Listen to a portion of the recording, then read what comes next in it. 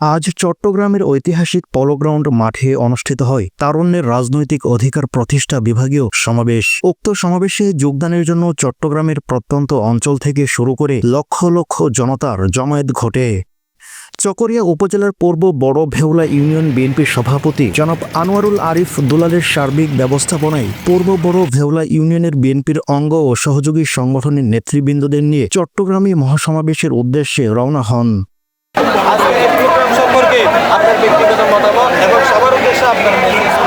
আমরা চকরিয়া পূর্ব বড় ভেওলা ইউনিয়ন থেকে এখানে আমরা প্রায় 300-350 যুবদল এবং ছাত্রদলের নেতৃবৃন্দ এখানে উপস্থিত হয়েছে। এখানে ওদেরকে আমরা যারা বিএনপি আছে ওরা সহযোগিতা করার জন্য এখানে এসেছি।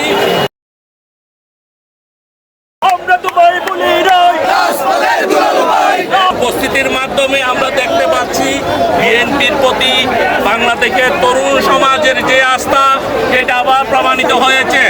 আমরা যাতে একটি গণতান্ত্রিক সরকার এখানে প্রতিষ্ঠা করতে পারি তার জন্য আমি উপদেষ্টা পরিষদের প্রতি আহ্বান জানাচ্ছি। আপনারা দেখেছেন একটি ভোটের জন্য আজকে আন্দোলন সংগ্রাম হয়েছে, হাজার হাজার মানুষ রক্ত দিয়েছেন, আপনাদের কাছে ক্ষমতা গেছে, আপনারা একটি সুস্থ সমাবেশে আজকে আমরা সার্বিক দুলাল ভাইয়ের সার্বিক দিক নির্দেশনায় আমরা সালাউদ্দিন ভাইয়ের হাত করার জন্য এবং তরুণ সমাজে বিএনপির পতাকা তোলে এই তরুণ সমাজে আগামী সামনের নির্বাচনে একটি